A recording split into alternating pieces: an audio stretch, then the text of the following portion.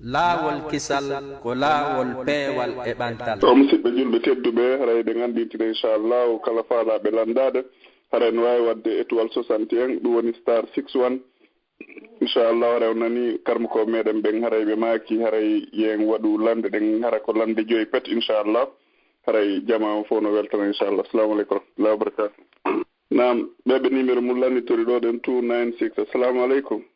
292. assalamu aleykum. Alhamdulillah. Naam hara ustad en heɗiti on ɗo inchallah.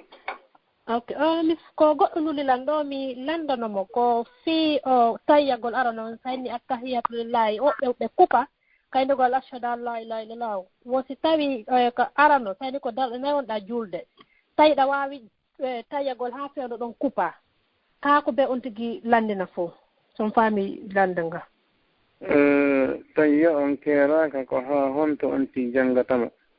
ko ɓuri moƴƴude yonti janggojo tawi on ha o timma ko aranno e ko sakkitoron fuu ko waɗi ko sakkitoron haɗa no hikki woodi ko ɓeydoyi e hoore tayya on ko darde sakkitinde kono ko darde alngene haɗa onti hatta ko tayya on hattu haɗa kupal tayya on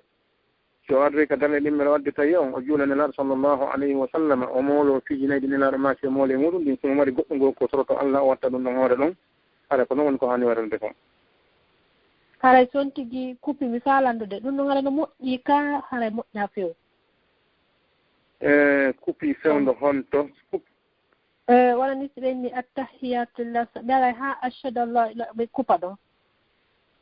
ɗon kupa ko ɗon lande ashhadu an la ilaha illallah wa ashhadu anna muhammadan abduhu wa rasuluh on tayya on ko ɗon hatti kongo tayya ɗin hikkata ɗon hannde kadi sonti watta hoɗo jurgol nelaɗo sallllahu alayhi wa sallam ma moolagol Allah e ɗi pijinaɗi nenal maake moole muɗum ma so tawi on to mari ko toroko Allah toro ɗum ɗon kono ko darde sakkino ɗum moƴƴude.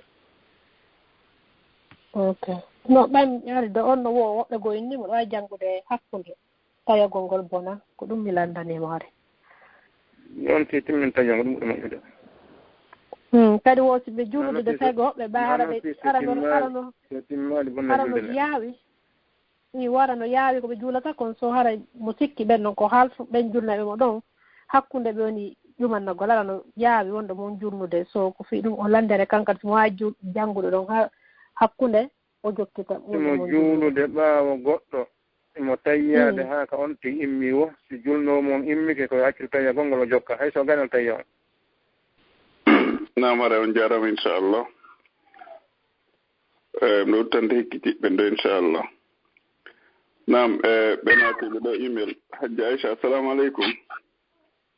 wa aleykum salam wa rahmatullahi wa barakatuh. Naam ustad en heɗiti on ɗo inchallah. Ok landalal ngal komi falandude debbo simo woni ka régal makko si o wawi jantagol inde Allah. Naam tawi on tina régal ma emo wonde e longal hatta o janto inde Allah subhanahu wa ta'ala ɗum ɗon haɗaka. Ok jarama. Assalamu aleykum. Waaleykum salam wa rahmatullahi wa barakatuh. Naam haray ɓe naatuɓe ɗo nene Jeynabou Diallo. assalamu aleykum. Jeynabou Diallo assalamu aleykum. yaraɓe woɗɗiti téléphone noon. Naam ɓe makiteɓe ɗo Fatmata Belgique. assalamu aleykum. ɓe numéro mum lannitori ɗo ɗen 176.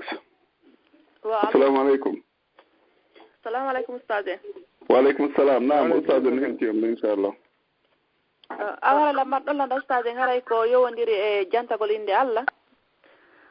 ara ko feññingol ni ara naangal suuɗugol ni si tawi ɗum no dagi ara koɗo ko on tigiri tu woni e nokkure nden ara ko wiwgol waɗa subhanallahi kono hara konngol ngol no yaltidi ara na honno suuɗugol ngol si tawi ɗum no moƴƴi.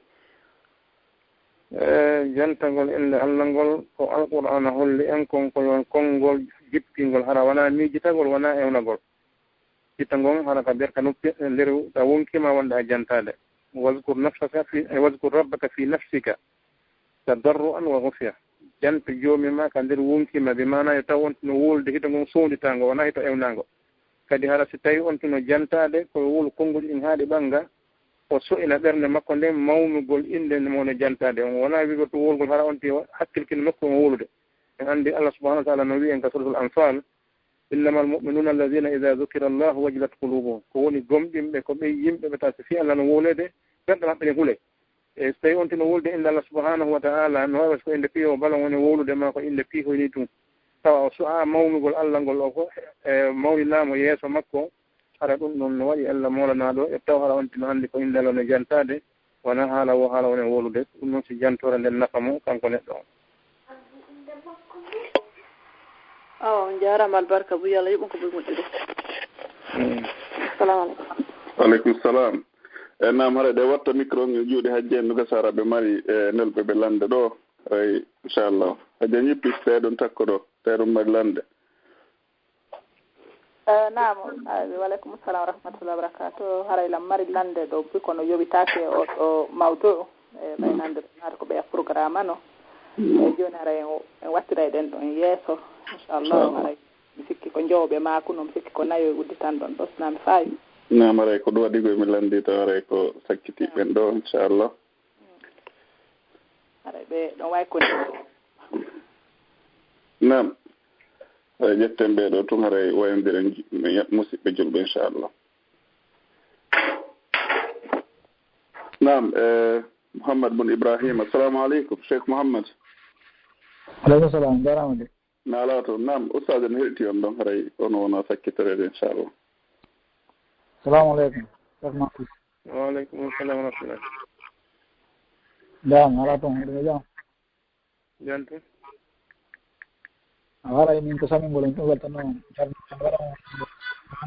ɓeddal janna no on jarama yo Allah weltano en mi toɗi Allah kadi yo Allah ndikkinde toɗo docteur kellal ngal wawa juɗ jara salamu aleykum nam haray musidɓe julɓe tedduɓe haray ko ɗo wonɗen hattude hannde inchallah haray jama on fof weltanama haray karmo ko en kadi oustad Mahfouz weltanama fota fota en toriki Allah subahanahu wa taala yo Allah walando reenuɓe o reenida ɓe karamokoɓe meɗen ɓen fof o sellina nawnuɓe hakkundeji meɗen o waɗa barki e ɓe gureji ɗin wonɓe heɗade ɓen kadi yo Allah walando yoɓɓe joddi koɓe woni heɗade kon waɗa hara ko yimɓe ɓe Allah subahanahu wa taala o manti fi muɗum yewti fi mum wi si ɓe nanni ko yewtere ɓe ƴetta ko ɓuuri ko moƴƴude ɓe gollitira hara o ari o yimɓe ɓe o kambani ɓe o yimmi si ɓe nani yewtere makko no yewte ɓe wiye kala satirul awwalin haray jama on fof weltanama inchallahu ɗen hattaw fe on ɗo ɓe wiya yo Allah holon ɗon hollu en jumare o kadi inchallah assalamu aleykum wa rahmatullahi wa barakatuh eyi nam musidɓe julɓe tedduɓe haray no nanirɗen noon no sasa Abdallah en ɓakirani en noon haray ko ɗo wonɗen hattude hannde kadi inchallah haray ɗumen yaafini moƴƴa ko tawi kon haray e bayano neeɓali moƴƴa ko ɗon andi noon ɓay hari na ɓeɗo woni ko programme ko docteur kono tawi ɗum ɗa lumbike ɗon haray ɓeɗo ko urgent ɓe woni koɓe naatiri e haray ɗo men yaafini fota ko na seeɗa inchallahu haray docteur en min humponira maɓɓe tawi hayfi ɗo e yontere hannde sina ɗo en wattira ɓe yeesa be isnillah haray on fof weltanama on du'anama haray turki subahanahu wa taala yo Allah weltano en fof yo Allah waɗu barke lawol kisal e radio e kala e kadi radio ji koni noddude fi Allah haray on fof on weltanama on fof on hewrama yo Allah subahanahu wa taala on weltano en foppu meɗen waɗana en joddindi jannatul firdausil a'la haray men inni on assalamu aleykum wa rahmatullahi wa barakatuhu yo Allah subahanahu wa taala on okku en walugol e jaam assalamu aleykum wa rahmatullahi wa barakatuh laawol kisal ko laawol peewal e ɓantal